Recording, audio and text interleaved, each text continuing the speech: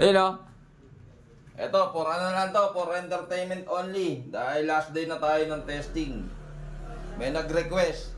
Yun sana ano, use oil sana mas maganda. Yung pinagprituhan ng tilapia. Tapos subukan natin dito sa nano. Sa nano anomaly. Nanomoly. Tulad nyo, basta yan yun. Subukan natin. So, as usual, testing pa rin natin yan. Legit test pa rin, makinis. Tingnan natin kung magkakaroon talaga ng anomalya, no? So, pag ito talaga gumana pa, anomalya na talaga to. Ay, nako. Anomaly. Tapos, mantika. Yari na naman ako sa miis ko na ito. Pati kang mantika, pinagtripan mo. Pati mantika, pinagtripan mo, lakas mo ng tama. O, subukan natin, oh. Palm oil talaga yan. Oh, di ba?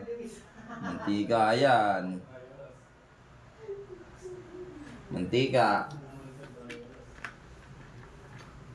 Palm oil. Tapos magbubukas tayo ulit. Ano, bagong bukas na naman. Di ba? Nagkaksaya na naman.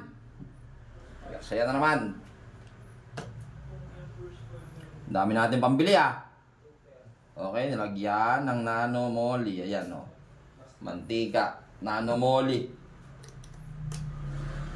Ito, for entertainment only. Trip.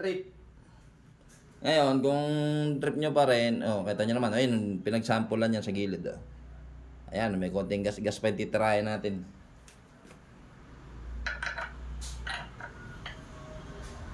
Okay. Siyempre, gaya ng dati, may break-in pa rin yan. Parang kulang yung mantika. Bayan nung bagyan na sumayad yung ating ano. Di ba nakachak-chak? Syunga. Okay. Natin, no? Break-in. Oh, parang yung mga langis lang na testing ko kanina. Parang ganun din yung viscosity, ah. O, yan, no? Palm oil. Pamprito ng mantika. Tapos, anomaly, nagaling sa German technology. Oh, break in. 1, 2, 3, 4, 5.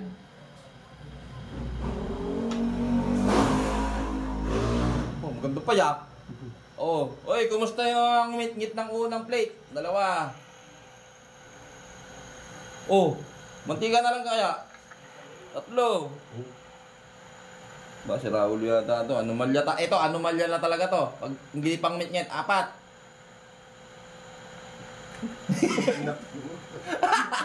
ay, ano, audience impact, oh. Ganda pa yung 5.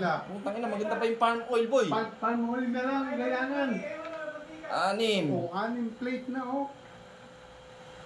Ay, ba't ba ganon? Ito, walang daya to, ha. Baka, yun, 7. 7.